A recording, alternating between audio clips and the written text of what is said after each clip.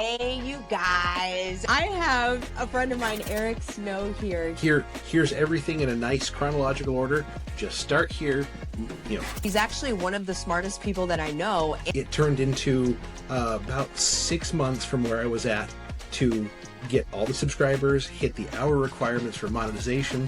What would you say to somebody that's looking at HBR or even just listening to this? I can see where I'm going. I can see what's coming. If you don't believe it's going to work, then it makes no sense to take time away from your family. That's one more piece that doesn't get enough credit is the mindset goes everywhere with it. And we're all family and we all take care of each other.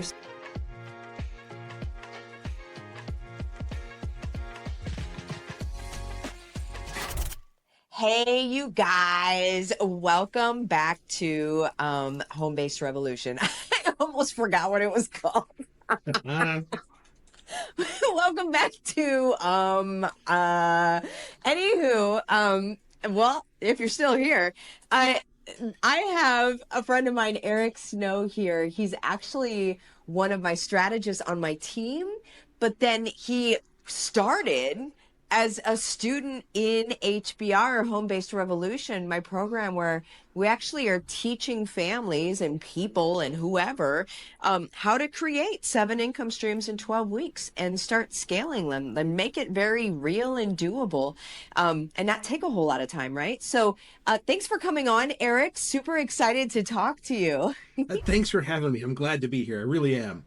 Yay. Oh my gosh. It's like surreal to not be on a team call or something.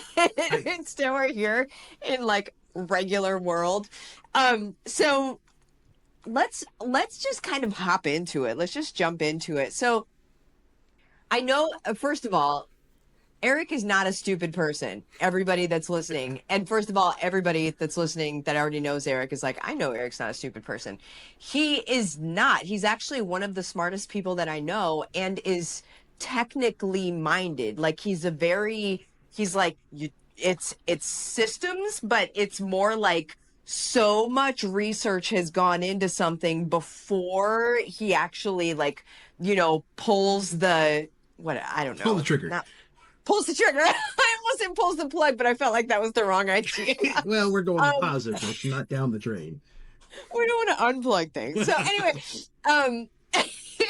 so in his mind being that way, I thought he was a very interesting person to have on to talk about HBR because he does research so much and because he had done so much before he ever even came into HBR. So Eric, what did life look like before? Like what kind of stuff had you done and tried and all of that? So realistically, I'm one of those people that's going to put so much emphasis on what is the thing and how does it work that my trying things is a very calculated trying something. I don't just jump into something and not have at least reasonable expectations that I can perform.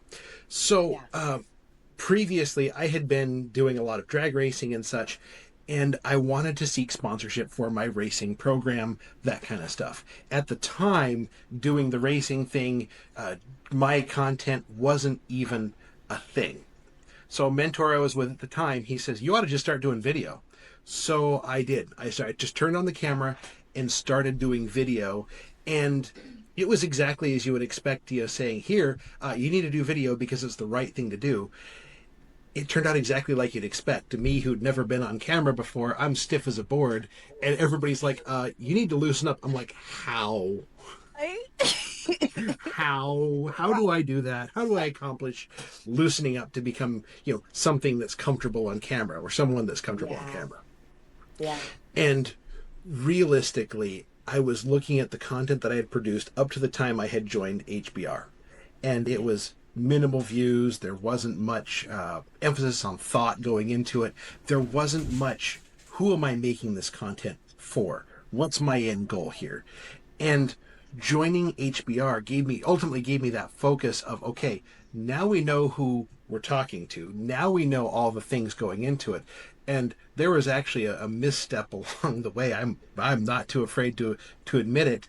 I got involved with a partnership, and I was trying to apply everything HBR I possibly could to that partnership.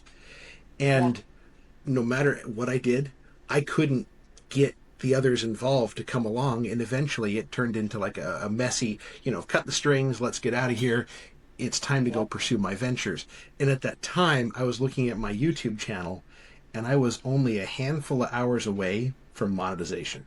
I needed a lot of subscribers, but I was only a handful of hours away from monetization. So, where I had been doing this thing, two-sided, one more emphasis on the partnership because that was what was likely to make money, I thought at the time.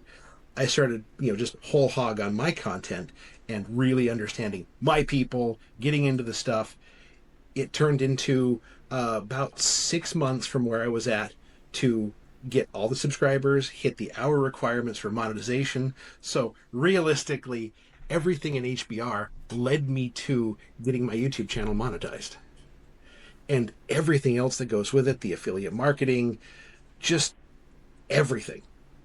A lot of people don't realize this, but whenever YouTube does monetize you, they then are now you're in sort of the Rolodex of Yep. YouTube. And now they're starting to work with you and get people to you because you've proven yourself as a Mm-hmm. creator. And so now they're also going to grease the wheels, so to speak, of people coming to see you as well. So it's not just let me get monetized so I can make money from the monetization, which it becomes lucrative over time, but it's the fact that YouTube, you've now flipped the switch of Yep. YouTube. And the YouTube is like the how do I channel where everybody's like, how do I X, how do I Y, how do I Z? And then they end up with you and they're like, oh my gosh, cool. This now here's this guy and then the affiliate and everything. So what is that meant for you for like to be monetized and to get that traction? It's been, I'm at the point, I'm still a small channel. The money it brings in isn't the most hugest thing in the whole wide world, but it's covering the costs of the subscriptions that I've used. It's covering, it's more than covering the cost, to be honest. It's now being able to cover some of the other costs of projects, tools, parts, entry fees to events. It's starting to get to the point where it's actually covering that. So, well, it's just it's baby steps at a time, but it's also it's I can see where I'm going. I can see what's coming, and truthfully, there have been a whole couple of pieces that finally clicked in my brain after however many iterations of HBR that it's like, okay, now I'm on to something. Now everything's starting to make sense. It's like my kids are all homeschooled, and I liken it to the spiral method, where you just start touching on everything, and eventually you keep going down, but you keep coming back to concepts that you know. So Yes. it's the same thing that applies here. Is I've touched everything once. I know where I'm going. The foundation is laid. Now, as I'm coming around again to everything, time after time, it's becoming more refined. It's becoming better put together, more streamlined, more efficient. All of these things are just like the more you do it, the better you get at it. Yes. Yeah. That's one of my favorite things about what we do as a whole, just in building our brands, right? One of my favorite things is people are so afraid to niche down, right? They're always so afraid. They're like, well, what about all these other, big numbers equal big sales and whatever. And I'm like, no, that equals it just fuzz and static. It doesn't equal success in any right. And but whenever we niche down, which is kind of like what we're going into here, but whenever we niche down, then you blow it up, right? And so like the more that we get focused in, so you're spiraling down and then the details become more clear with your niche, right? And how this pertains to my niche. And when we get so focused, that's when you blow up that niche, that tiny like piece. When we blow that up, then it's like nobody's seen anything like that before. Like that's whenever we see like the well, what most people follow, right? Like these creators and teachers and trainers or celebrities or whatever that a lot of people follow, and then they buy their books and they buy their courses and they buy their, just because they are so attached to them that they're like, I want whatever they're selling. Like I totally align with them. I want all of it. And that's what we teach in HBR, is how to build that, right? I mean, it really is it. Yeah, and it's interesting, the alignment thing. That's something that brought me to HBR originally. Is I had been making videos for a while. I didn't feel like I had quite the emphasis of who I was serving, and at the time my day job was kind of a questionable. It's lots changed since then, but at the time I was looking at like, man, I'm really going to have to go out on my own because of the landscape of the world. And I was listening to everybody under the sun. I mean, you name them, I probably listened to them at least 2 or 3 times. And I heard an interview that you did on a different podcast, and it's like, whoa, hold on. This is someone that they're speaking truth. This is truth that I align with like wholeheartedly. And at the time, I openly admit I am not your target audience, but yeah. There's usually moms, and Aaron's like, I'm here. Me. Like, pick me. No, but I'm listening to the podcast. It's like, okay, this Martha person, how the heck do you spell that last name? I got to go find more. And I actually had to go to the show notes. Like, okay, Krejci. I know you said how to say that. Okay, copy, paste, drop it into Google, go find some more podcasts. And it was similar information in all the places, but it was like, this is where I need to be. And, I'm Mr. Knowledge, Mr. Systems. It's like, I'm going to follow her around for a while and see where this trail of breadcrumbs goes, because that's just what I do. I'm going to do all the research ahead of time before I jump into something. Yeah. And when I did, it was like, okay, this is where I need to be, completely and totally.